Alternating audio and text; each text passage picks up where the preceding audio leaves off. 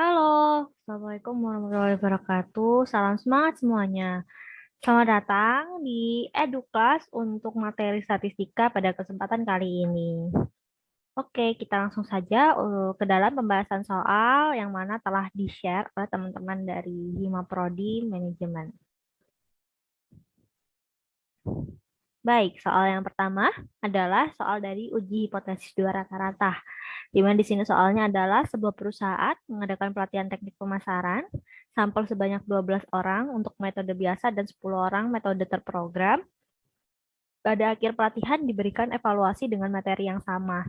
Kelas pertama menggunakan metode biasa mencapai nilai rata-rata 80 dengan varians 16. Dan kelas kedua menggunakan metode terprogram dengan nilai rata-rata 75 dengan simpangan baku 4,5. Ujilah hipotesis apakah terdapat perbedaan nilai rata-rata dari kedua metode pelatihan teknik pemasaran tersebut. Gunakan taraf nyata 10%. Untuk awal seperti ini, teman-teman bisa identifikasi terlebih dahulu apa saja nih yang ada di dalam soal ya. Nah, maka kita ketahui ini bahwa ada dua metode ya. Nanti berarti kita bikin untuk N1 rata-rata 1 dan simpangan baku 1 dan N2 rata-rata 2 dan juga simpangan baku 2.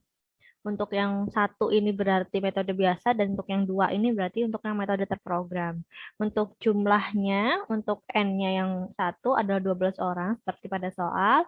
Lalu untuk rata-ratanya adalah 80 ya teman-teman bisa lihat di soal. Lalu nah untuk simpangan baku ini karena yang diketahui pada soal untuk metode biasa adalah varian, maka simpangan bakunya itu dihitung dari akar varian, akar dari 16 yakni 4, seperti itu. Lalu untuk yang metode terprogram ya yang kita eh, jadikan posisi kedua gitu ya, N2 di sini ada 10 sampelnya sebanyak 10 orang. Lalu untuk rata-rata kedua, rata-rata dari metode terprogram adalah mohon maaf 75 dan untuk simpangan bakunya adalah 4,5.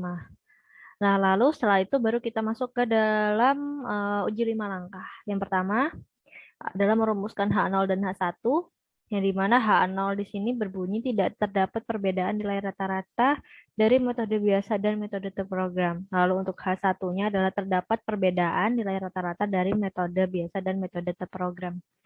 Nah, acuannya seperti apa sih Mbak untuk menentukan H1 dan H0 gitu ya?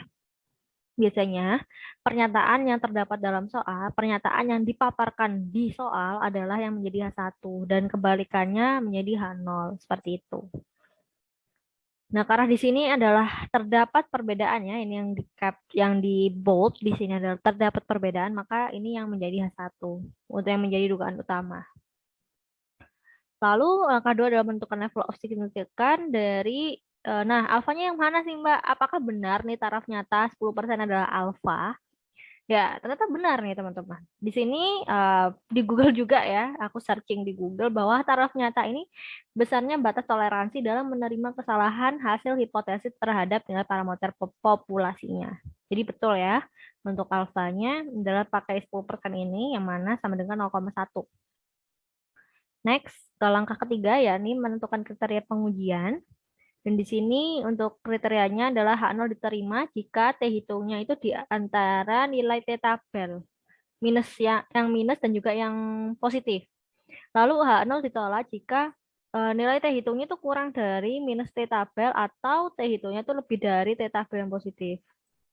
Nah, setelah kita masukkan nih bahwa kita ketemu alfa itu 0,1 dibagi 2 dan untuk DF-nya adalah N1 plus N2 dikurangi 2. Maka 12 tambah 10 dikurangi 2. Dan nantinya T tabelnya adalah dari 0,1 bagi 2 adalah 0,05 dan DF-nya tadi 12 tambah 10 dikurangi 2 adalah 20 gitu. Jadi nanti teman-teman cari ini nilai T tabel dari 0,05 sama 20. Nah, setelah dihitung ternyata bukan dihitung ya, mohon maaf, dicari pada tabel T ya, yang teman-teman bisa lihat di Google maupun di mana mau buku ya, ternyata untuk T 0,05 sama 20 adalah 1,725. Ini yang saya beri kotak merah di sini. Tuh.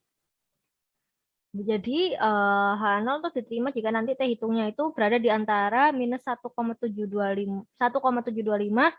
hingga 1,725 dan H0 itu ditolak jika T hitungnya itu kurang dari minus 1,725 atau T hitungnya itu lebih dari 1,725. Dan langkah keempat yaitu menentukan nilai T hitung ya. Untuk rumusnya adalah rata-rata 1 dikurangi rata-rata 2 yang akan dibagi dengan akar dari N1 dikurangi 1 kali simpangan baku 1 kuadrat ditambah N2 dikurangi 1 dikalikan dengan simpangan baku 2 kuadrat dan dibagi dengan N1 plus N2 kurangi 2 lalu dikali dengan 1 per N1 tambah 1 per N2. Setelah teman-teman ketahui rumusnya, masukkan nilai-nilai yang dibutuhkan ke dalamnya ya untuk dihitung sesuai yang telah diidentifikasi tadi, maka akan dihasilkan T hitungnya sebesar 2,759. Seperti ini. Nah, langkah yang terakhirnya adalah kesimpulan. Di sini kita telah menghitung T hitung ternyata 2,759 dan T tabelnya adalah 1,725 yang mana itu T hitung lebih besar daripada T tabel. Termasuk pada kriteria H0 ditolak. Nah, interpretasinya seperti apa? Sesuai yang kita nyatakan bahwa kalau H0 itu ditolak itu berarti apa ya? Artinya apa? Artinya terdapat perbedaan nilai rata-rata dari metode biasa dan metode terprogram. Seperti itu. Next, lanjut ke soal yang berikutnya. Sebuah perusahaan farmasi di negeri di atas awan menyatakan telah berhasil menemukan vaksin untuk pengobatan COVID-19. Perusahaan tersebut mengklaim bahwa vaksin buatannya manjur dengan tingkat keberhasilan lebih dari 92%. Setelah dilakukan uji coba klinis pada 200 orang sukarelawan, ternyata terdapat 160 orang sukarelawan yang sembuh. Jika dengan tingkat signifikasi 1%, benarkah pernyataan dari perusahaan farmasi tersebut gitu ya? Oke, ini kita menghitung memakai uji proporsi. Kita identifikasi seperti biasa, di sini ada proporsi tingkat keberhasilannya ya, yaitu sebesar 92% atau 0,925, mohon maaf 0,92.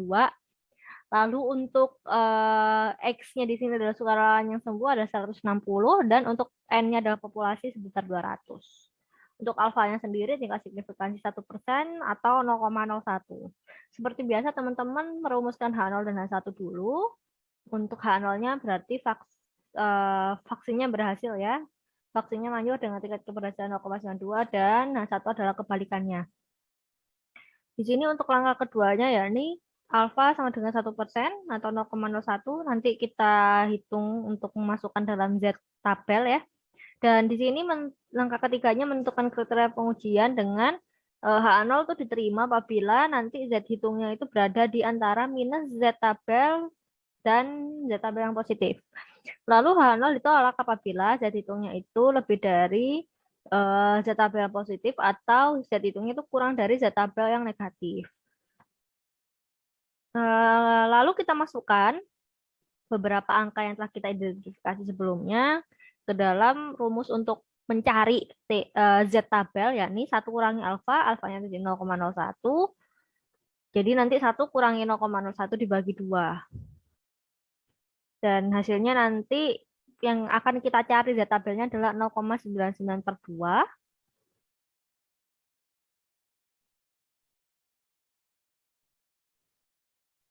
Nah, untuk 0,99 dibagi 2 itu berarti 0,495.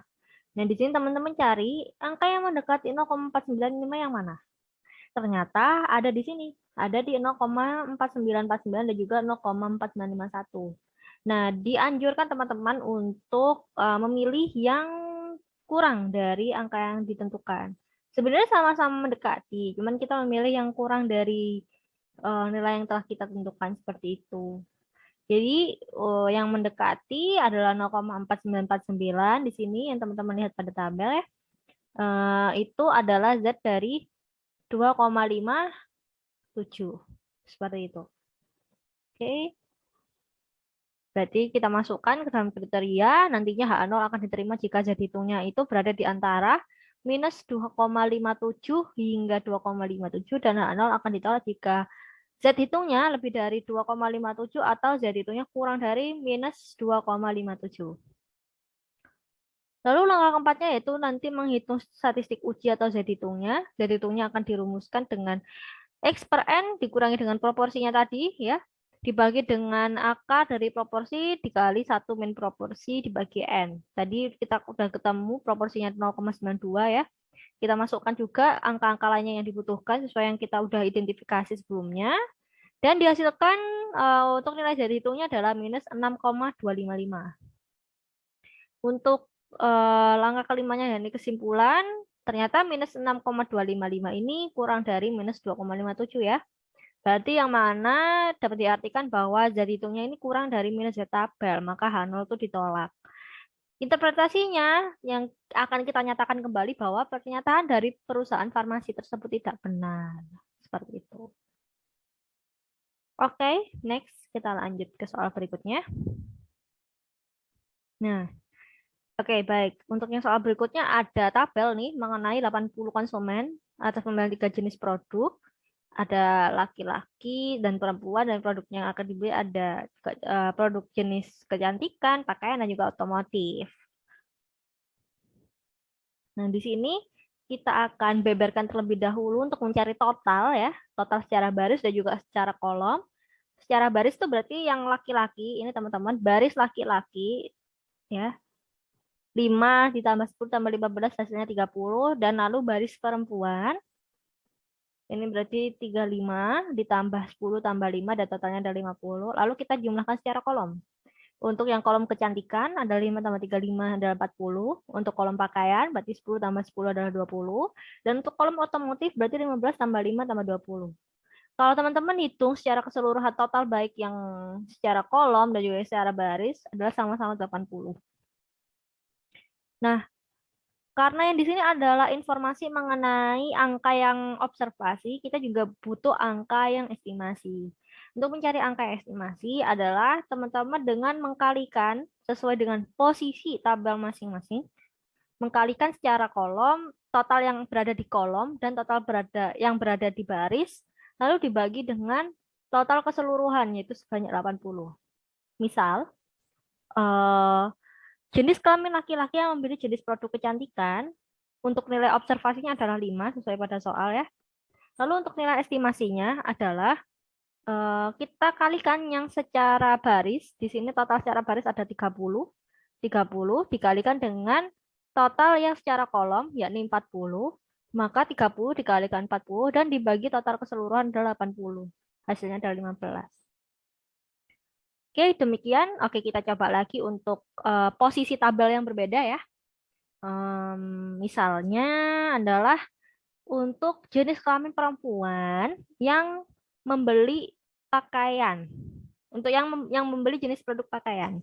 Untuk yang ada pada tabel adalah nilai observasi ya, berarti observasinya adalah 10 nih jumlahnya sebenarnya.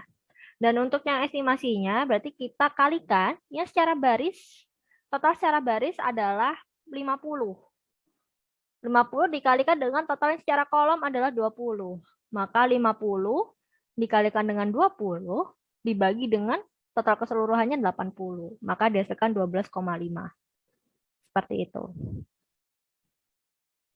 Ini adalah rumusnya ya teman-teman. Jadi sebenarnya untuk pencarian estimasi adalah berdasarkan posisi tabel masing-masing yang nantinya dilihat secara secara baris dan kolom yang akan dikalikan totalnya, lalu dibagi dengan total keseluruhannya seperti itu. Ini ya rumusnya. Next. Nah, seperti biasa, kita yang pertama-tama dalam memformulasikan H0 dan H1 ya. Untuk H0-nya berarti faktor jenis kelamin dan jenis produk ini tidak ada kaitannya, tidak terkait sama sekali. Nah, lalu untuk yang H1-nya adalah faktor jenis kelamin dan jenis produknya ini ada keterkaitan. Lalu untuk langkah keduanya menentukan nilai alfa dari nanti kita mencari chi-square tabel ya dari alfa 0,05. Nah, di sini untuk menentukan kriteria pengujiannya ada H0 diterima jika nanti chi-square hitungnya itu kurang dari chi-square tabel dan H0 ditolak jika chi-square hitungnya lebih dari chi-square tabel. Untuk chi-square-nya, untuk chi-square tabelnya kita lihat dari alfa dan juga DF-nya dari jumlah baris dikurangi 1 dan dikalikan jumlah kolom dikurangi 1. Maka kita masukkan sesuai dengan yang diminta untuk rumus mencari chi-square tabel, yakni alfanya adalah 0,05 ya. Dan untuk jumlah barisnya tadi ada perempuan dan laki-laki kan, itu berarti 2 dikurangi 1. Dan untuk jumlah kolomnya ada 3, yakni ada tadi ada pakaian, ada otomotif, dan juga satunya, ya satunya apa gitu ya. Ini ada 3. Oke, berarti nanti teman-teman akan menghitung chi-square dari 0,05 dan 2.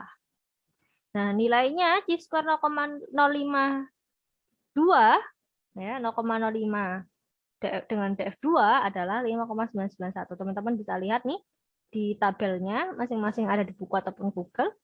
Nah, ternyata ada di posisi ini yang aku kasih kotak ya, jadi 0,05 dan juga 2 di sini lurusannya.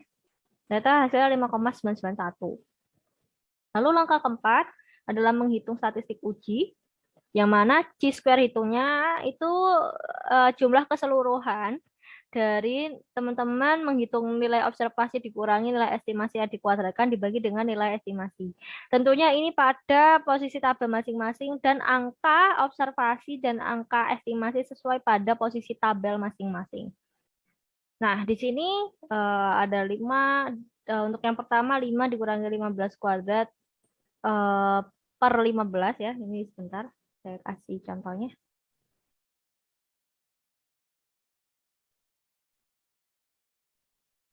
Maka misal nih, untuk yang pertama, ini ada nilai observasi 5 dan nilai estimasinya 15. Maka yang pertama adalah 5 dikurangi 15 dikuadratkan, lalu dibagi dengan nilai estimasinya 15. Ditambah lagi yang berikutnya untuk misalkan untuk tabel yang sebelah sini. Berarti 10 dikurangi 7,5 dikuadratkan dibagi dengan 7,5. Lalu ditambah lagi nih 15 dikurangi 7,5 dikuadratkan dan dibagi dengan 7,5 dan seterusnya hingga tabelnya habis. Ya, seperti ini. Nah, setelah dihitung nih secara keseluruhan ya semuanya. Sebentar sambil menunggu screen-nya muncul. Oke, baik.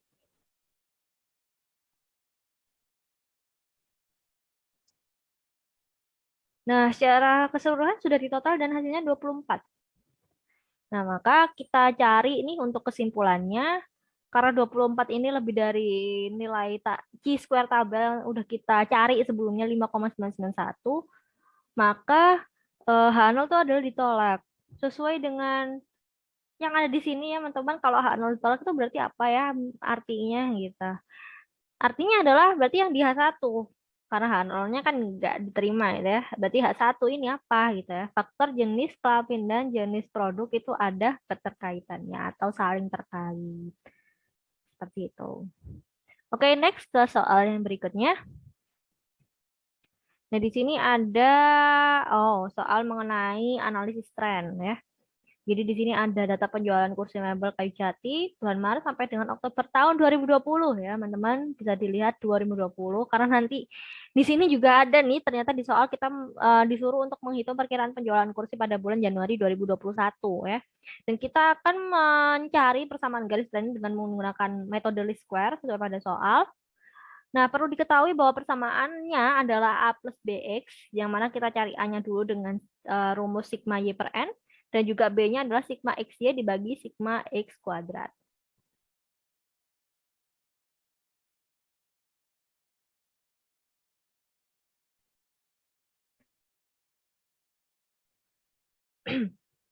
Lalu, kita bisa buat kolom-kolom sendiri ya, untuk mempermudah kita menghitung sesuai dengan informasi yang diminta dalam rumus. Misalkan di rumus, mintanya ada sigma Y, berarti kita Y-nya total secara keseluruhan seperti itu. Terus di rumus juga diminta untuk mencari V, ternyata di sini ada sigma XY gitu. Berarti kita tambahin nih kolom XY di sini. Terus kita kalikan per masing-masingnya ya kan. Dan kita jumlah secara keseluruhan dan ketemu totalnya. Begitu pula dengan X kuadrat. Oke? Intinya yang diminta pada rumus, tambahkan aja kolom-kolom sesuai dengan informasi yang akan kita butuhkan untuk menghitung. Lalu kita masukkan ke dalam rumus, ternyata yang A, sigma Y-nya adalah 4160 dibagi dengan N8, hasilnya adalah 520, dan untuk B-nya, sigma XY-nya adalah 2790 minus 2790 dibagi dengan sigma X kuadratnya adalah 168, maka hasilnya adalah minus 16,607. Maka untuk model regresinya ya, modelnya adalah Y sama dengan 520, karena 520 ini adalah A, dikurangi B, B-nya adalah 16,607X. Oke, BX ya. Lalu bagaimana dengan penjualan Januari? Oke, jangan lupa ini, mohon maaf kalau keteranganku di sini kurang ya. Penjualan Januari 2021 teman-teman yang diminta. Nah, maka X untuk nilai dasarnya ya. Nilai dasar. Oh ya, tadi saya lupa belum menjelaskan di sini mengenai nilai dasar karena di sini adalah jumlah datanya genap ya. Di sini ada 1 2 3 4 5 6 7 8 ya. Ada 8, maka termasuk data genap. Untuk nolnya itu sebenarnya ada di tengah-tengah sini. Di tengah-tengah Juni dan Juli gitu ya. Jadi untuk Julinya kita anggap sebagai 1 dan untuk Juninya adalah -1.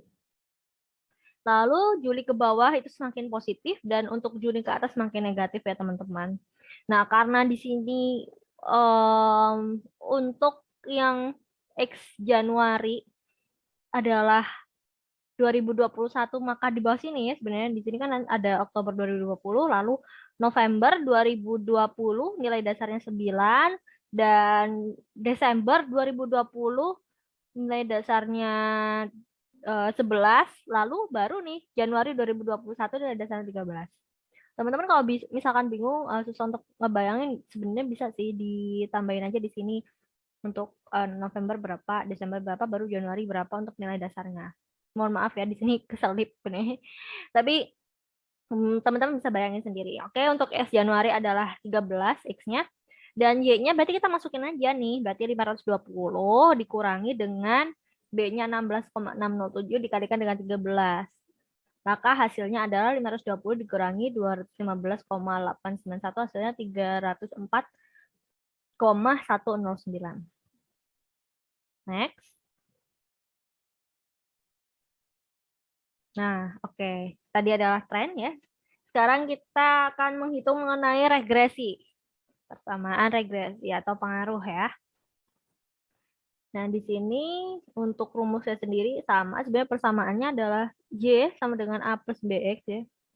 Y untuk fungsi Y itu selalu seperti ini nih teman-teman persamaannya. Pasti A plus BX seperti itu. Dan untuk B-nya ini kita akan hitung dengan rumus N dikali sigma XY dikurangi sigma X kali sigma Y dibagi dengan N dikali sigma X kuadrat dikurangi sigma X kuadrat. A-nya berarti, mohon maaf, A-nya dikurangi dengan, A-nya dihitung dengan sigma Y dibagi dengan N dikurangi B dikali sigma X per N ya. Nah, untuk tabelnya, sesuai yang aku kasih tips and trick di sebelumnya, kita kasih kolom-kolomnya ini sesuai dengan informasi yang dibutuhkan pada rumus. Misalkan di rumus, oh diminta ada X-Y nih, berarti kita tambahin aja nih X-Y di sini. Tuh. Oh, di rumus juga diminta X kuadrat, kita kasih ini X kuadrat di sini untuk mempermudah kita menghitung. Seperti itu. Setelah teman-teman sudah menghitung nih, misalkan di sini teman-teman menghitung untuk sekali Y ya, masing-masing secara baris ini dikalikan, lalu juga menghitung X kuadrat ya dari sini, dari X-nya, penjualan ini X ya, dan laba ini Y, dikuadratkan gitu ya untuk masing-masing barisnya. Lalu teman-teman jumlahkan secara keseluruhan dan nanti total masing-masing ini kan berarti kan sigma ya, sigma dari masing-masing, misalkan ini total dari X berarti sigma X, total dari Y berarti sigma Y, total dari X kali Y berarti sigma X Y, dan seterusnya demikian. Lalu kita masukkan dalam rumus, B-nya adalah 10 dikalikan dengan sigma X-nya adalah 1076446 dikurangi dengan sigma X-nya 5269 nih, dikali dengan sigma Y sama 573. Dibagi dengan 10, N-nya 10 ya, banyak jumlah data yang oleh N itu ya. Oke, dikali dengan 2825139. Nih. Terus dikurangi dengan 5269 kuadrat. Oh ya, teman-teman hati-hati ya. Di sini ada sigma X kuadrat dan dikurangi sigma X yang dikuadratkan. Kalau yang diminta adalah sigma X kuadrat, berarti teman-teman hitung dulu X kuadratnya baru di total, di jumlah secara keseluruhan. Tapi kalau yang diminta adalah sigma X yang dikuadratkan, berarti teman-teman hitung nih X-nya secara total keseluruhan dulu, 5269 ini misalkan di sini yang ada di gambar ya. Lalu baru dikuadratkan, seperti itu.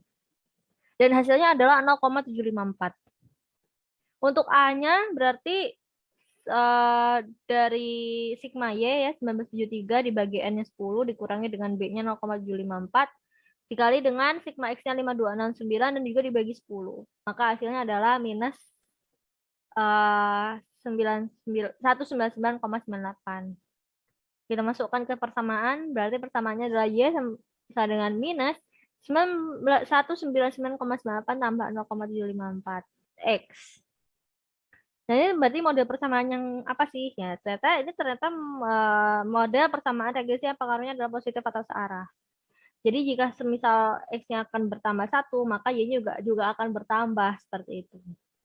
Jika X meningkat, maka Y-nya juga meningkat. Nah, teman-teman kalau semisal ragu, oh iya kah? Benar kah? Teman-teman bisa lihat di sini, di tabel. Lihat, kalau penjualannya ini meningkat nih, ternyata jumlah labanya juga meningkat gitu. Searah kan berarti. Nah, itu berarti merupakan model yang positif seperti itu. Nah, lalu ditanya lagi nih di soal, kalau semisal kejual tuh 710.000 ya, 710.000. Untuk laba kan kita kita apa ya? Kita nominalkan dengan Y dan kalau penjualan ya dalam ribuan unit buah ini itu kita nominalkan dengan X. Kalau di sini yang diketahui adalah X-nya ya kan. Jika barang yang terjual 710 berarti labanya berapa? Kita masukkan ke dalam persamaan tadi yang Y sama dengan minus 199,98 tambah 0,754 X. X-nya diganti dengan 710. Jadi nanti minus 199,98 tambah 0,754 dikali 710 hasilnya 335,36. Oke. Oke, langsung ke nah bagaimana nih korelasinya ya, hubungannya. Nah, ternyata ada juga loh untuk menghitung korelasi ini ya dengan rumus N dikalikan dengan sigma XY dikurangi dengan sigma X kali sigma Y dibagi dengan akar dari nantinya N dikali sigma X kuadrat dikurangi dengan sigma X yang dikuadratkan dan N dikali dengan sigma Y kuadrat dikurangi dengan sigma Y yang dikuadratkan. Nah, sesuai dengan seperti biasanya ya, sesuai dengan informasi yang kita butuhkan untuk menghitung, kita bisa tambahkan kolom sesuai kita yang akan kita hitung ya. Misalkan di sini dibutuhkan XY, maka teman-teman hitung XY ya, tambahkan kolom XY dan hitung XY. Terus di sini dibutuhkan Y kuadrat juga, ternyata di sini kita butuh Y kuadrat loh gitu. Berarti teman-teman nanti tambahkan kolom Y kuadrat ya, teman-teman hitung Y-nya dulu nih yang dikuadratkan, lalu kita total seperti itu. Dan hasilnya setelah kita masukkan ke dalam rumus ya, R-nya atau korelasinya itu 0,8996. Nah, artinya apa sih ini angka 0,8996 ini? Nah, di sini ada skema ya, teman-teman. Range-nya mulai dari minus 1, minus 0,5, 0, 0,5 sama 1. Intinya kalau dia semakin mendekati 1 ya, baik 1 atau minus 1, itu adalah korelasi yang sempurna atau yang sangat kuat gitu ya. Korelasi yang kuat seperti itu. Apabila lebih jauh nih, misalkan range-nya cuma sampai 0,5, 0,5 ini minus 0,5 itu adalah korelasi lemah. Dan di sini 0,8996 itu masuk di sini nih. Berarti dia adalah korelasi positif kuat seperti itu. Oke, baik. Terima kasih. Berikut adalah pembahasan terkait soal-soal statistika yang telah di-share oleh rekan-rekan Hima Prodi Manajemen. Dan akhir kata, semoga rekan-rekan akan diberi kemudahan dan kelancaran dalam menghadapi UAS semester kali ini. Oke, terima kasih. Wassalamualaikum warahmatullahi wabarakatuh.